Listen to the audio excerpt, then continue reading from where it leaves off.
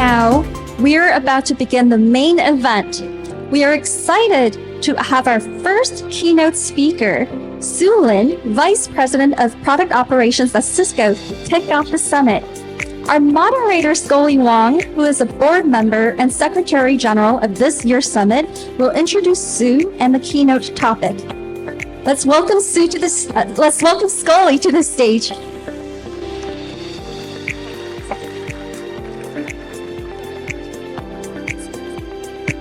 Sorry, we have a lot of, not a lot, just a little technical, that's event. And okay, good morning. Hello. I want to start with a quick survey. So how many of you are attending the Taiwan Tech Summit for the very first time? Please raise your hands. Woo! Okay, thank you so much for the first timers. How many of you are here for the second time? No? Okay, surprise me. That's okay. For that one or two, thank you for your continuous support. What about the third time like me? Ooh, okay, I see more. So from bottom of my heart, thank you for your loyalty. So for those who didn't raise your hand, I assume your arms, not your body or yourself, are still a little bit sleepy on a Saturday morning, but that's okay. What matters is you are here. That's what we appreciate the most. I'm Scully. I'm a senior marketing professional and an event designer. Over the years, I produced trade show exhibits and then managed product launch events for leading tech companies. My passion lies in crafting compelling brand stories and creating engaging event experience that drive the brand awareness and then also drive the revenue sales. I have developed strategies and orchestrated for Intel and ASUS booths at major events like CES, Computex, and NVIDIA GTC that drive 15% increase in booth traffic year over year and generating an average of $200,000 in sales pipeline per event. Currently, I serve as a volunteer Secretary General of the Taiwan Tech Summit. So after the event, if you need any further assistance, marketing advice, I have my LinkedIn and email here and connect and chat. So now I want to take a moment to thank Katie, the founder of the Taiwan Tech Summit. Without her vision or dedication, I won't be standing here today or having the opportunity to meet Sue, our upcoming speaker. So Sue and I share many similarities in education and career histories. We both study foreign languages and literature, hold a Master of Arts degree, and are PMP certified. Then we relocated to Silicon Valley and successfully transitioned into a role in tech. There's one difference. The biggest one is I haven't yet reached the level of knowledge. That's exactly why I'm here, like all of you, eager to learn from her insights and be inspired by her story. So without further ado, please join me in a warm round of applause and welcome Sue to the stage. Hello, everyone. How's everyone doing? Yeah? Wow, she was a little bit, silent over here. Oh my goodness. So we are going to kick off this event with some of the beats and energy. You probably kind of preview some of the slide over here, right? So as an ops leader, I love to get people engaged so they can turn impossible to possible. And I hope with the fresh endorphin, we are ready to kick off the Tech Summit. Let's hear some cheers.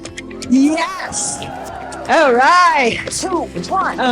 It's not advancing. Oh, it is. Okay, here we go. All right, so I would like to thank Taiwan Next and Katie inviting me to open the keynote. When Katie reached out to me, I was a little bit hesitant I wasn't sure if I can actually deliver the killer welcome to Nevada. And then my daughter told me, she said, hey, Mom, if you nail this, you become famous. And if you fail it, you become a legend. So it is a win-win.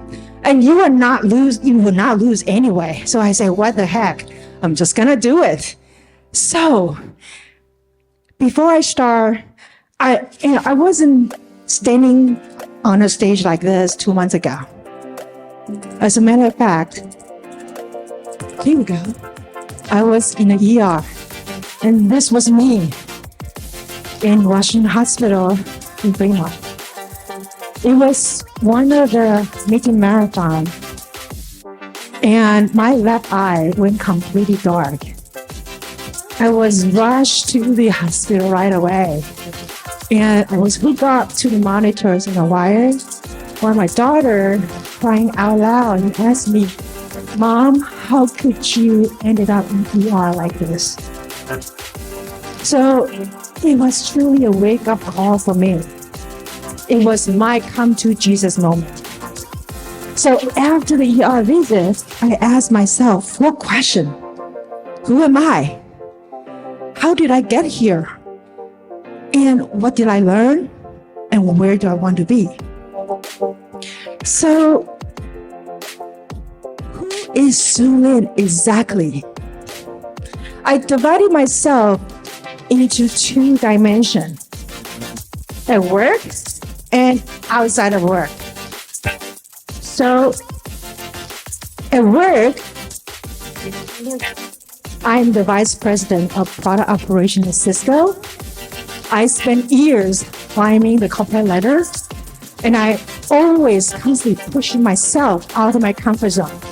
And I love to solve the complex operation challenges and issues, and I'm darn good at it, right? As you saw, thank you. That's a little encouragement. That's what I need. Thank you so much. And as you saw that 4 minutes workout I just led before, so you probably got a hint that another version of me.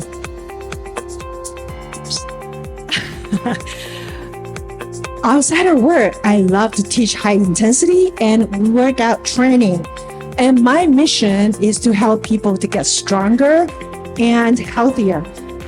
I even become a certified fitness group trainer.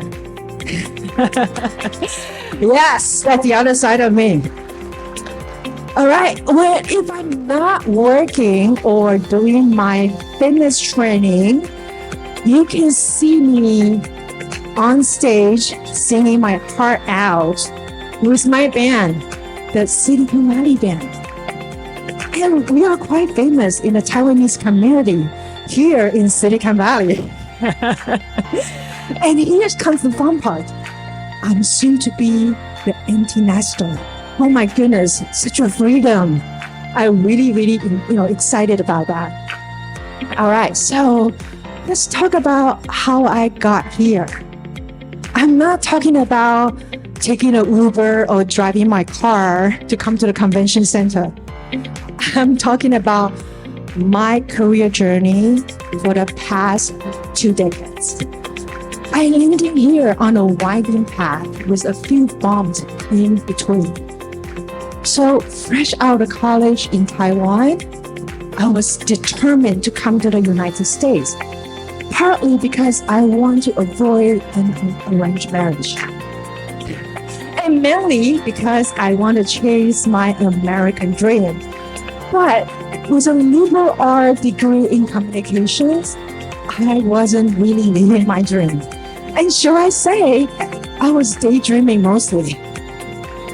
So by then, people with computer science degree were landing better jobs with great pay, while I worked in the advertising industry.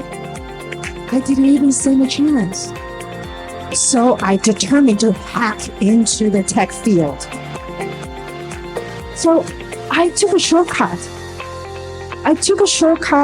And I make my first career pivot.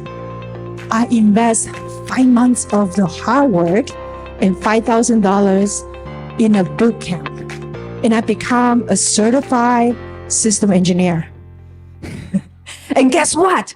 I even became the boot camp instructor. I brought more people into tech. Yes.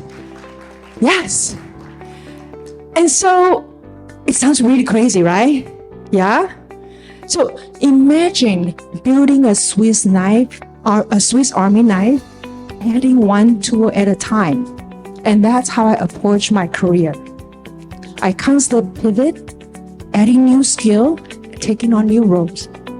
And so you might ask me, how do I know where even to pivot to? So I actually follow something called the product life cycle. And I believe if you are working in the tech industry, you know what it is, right? The product life cycle. So I started in the tech support. I work very closely with my customer to solve their product problem. Then I wanted to know more. How product was built from the concept all the way to the market. So I shift to manage the new product introduction program. And I became really curious about how the leader actually runs the entire organization. So my curiosity actually landed me in the role in business operations. Then I want to add more twist to it. So I pivoted into the merger and acquisition integration. And in this role, I was not only overseeing the logistics, I was also helping the startup leaders to navigate all aspects of operations as they are transitioned into the company. And after all those pivots, I became the senior leaders of product operations for some of the leading companies. Okay, now you might ask me, each of the pivot, how did you even feel? So it was leap to a lot of unknown. I have a lot of sleepless nights.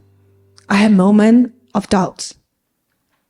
I even ask myself, did I make the right move? But each pivot stretched me and opened new doors for me beyond my expectation. So after 25 years, it didn't come up. 25 years. Come on. 25 years, one more time. Here we go. 6 company. Where is it?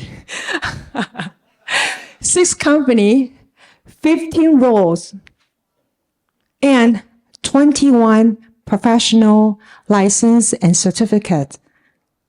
I stand here today as a Taiwanese American woman, proud to be an executive of one of the leading technical companies in the US.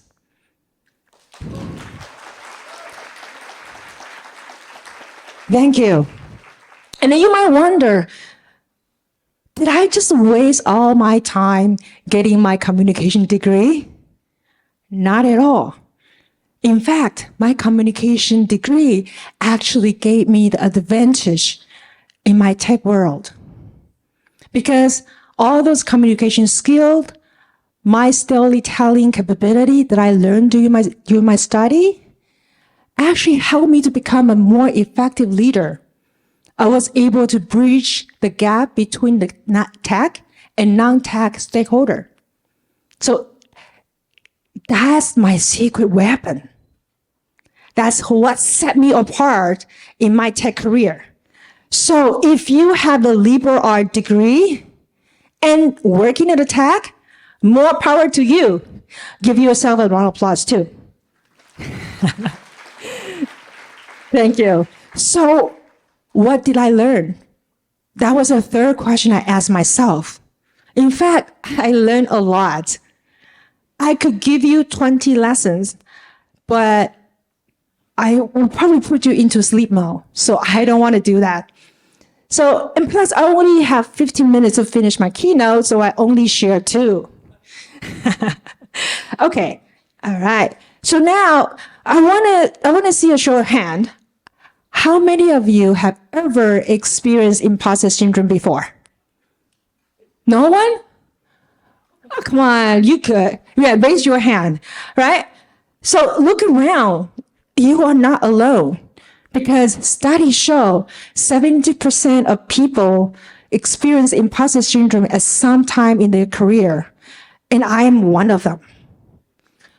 So let me just share a story about how I combat my own imposter syndrome.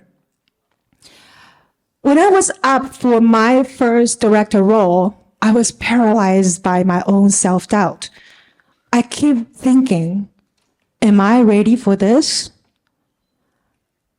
Do I really deserve it? So those self-doubts actually was not helping me. So I have a sudden epiphany. What if I turn the fear into fuel?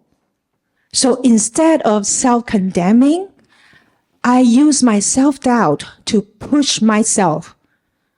I created my own presentation deck, highlighting about why I deserve the role, and I complete with the endorsement I collect from my colleagues, with my concrete example of accomplishment and contribution.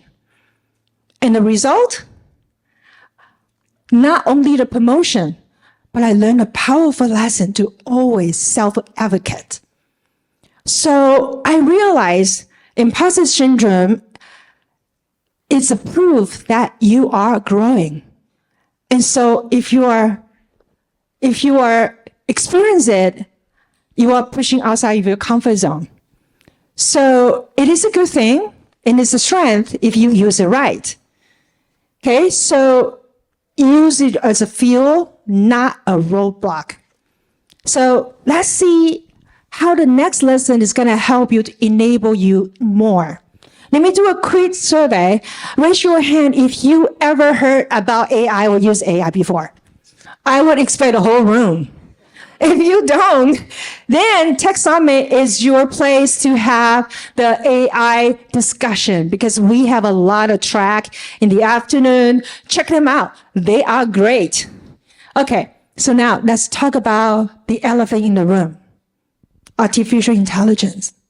AI is here and is not going anywhere. So here's the secret I learned. So AI is not here to replace us. It is here to amplify and complement us. And yes, AI can code, can debug, and it can write document or even build a presentation like this. I actually generate the photo from using AI. So the AI cannot lead the team through crisis. They cannot build authentic relationship, and they cannot yet come up with the innovative idea. So you have to develop your skill to make sure the AI cannot replace you. So those are strategic thinking, emotional intelligence, and the complex problem solving. This is how you will thrive in the age of AI. And always, always remember, AI cannot take care of your well-being. So now back to that fourth question. Where do I want to go? Where do I want to be? Well, remember in the beginning, I mentioned the fitness trainer, the band singer. For a while, I disappeared. As I was focused more intensely on my career, I let my passion slide. I constantly told myself I was too busy for my workout. I was too tired for my band rehearsal. So unfortunately, the lack of the self-care is what put me in the ER. I pay a hefty price for that, both physically and mentally, and also financially too. So I committed to make a change. I started to schedule my workout and my band rehearsal as I schedule my work meetings. And guess what? My health improved and my work performance too. I came to the meeting with more energy, creative, and also more resilience. And this is where I want to be. I want to live in a life that with professional fulfillment and personal wellness. So because I strongly believe work-life balance is essential to long-term success in tech career. All right, I want to leave you with my biggest life lesson. Success is not just mastering those technical skills, achieving a big title, or having the $10 million of vested RSU in your bank. Resilience, adaptability, and staying true are your power. So in this rapid changing AI-driven environment, your unique experience, your passions, and your well-being are the ultimate advantage. Use them wisely, and there's no limit to what you can achieve. As Ralph Emerson once said, success is not a destination. It is the journey. So live with passion and take care of yourself. Thank you.